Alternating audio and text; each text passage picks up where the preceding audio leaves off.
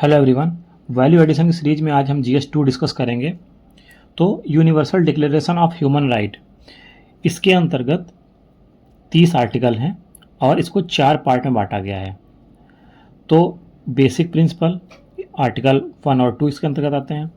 Civil and political rights article 3 से लेकर 21 तक इसके अंतर्गत आते हैं।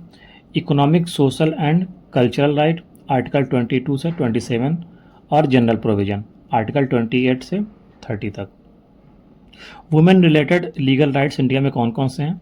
तो protection of women from domestic violence act 2005, dowry prohibition act 1961, immoral trafficking act 1956, medical termination of pregnancy act 1971, maternity benefit act 1961, PCPNDT act 1996, pre conception prenatal diagnosis technique.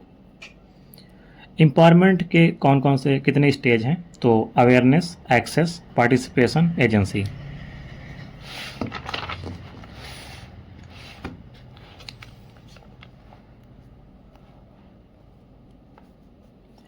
Children से related कितने लीगल राइट हैं, कौन कौन से हैं? तो prohibition of child marriage act 2006, child labour act 1986, legal services authority act 1987, right of children to free and compulsory education act 2009। SC/ST से related legal right कौन कौन से हैं मेन?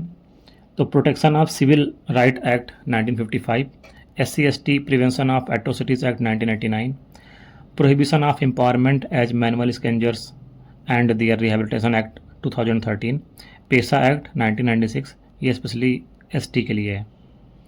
कंज्यूमर प्रोटेक्शन एक्ट 1986 के तहत कौन कौन से राइट दिए गए हैं? तो right to safety, right to information, right to choose, right to represent, right to redressal.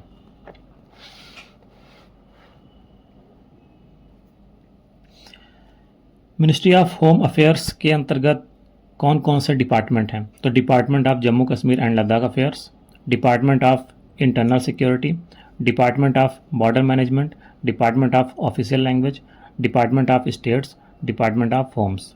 इतने डिपार्टमेंट आते हैं इसके अंतर्गत।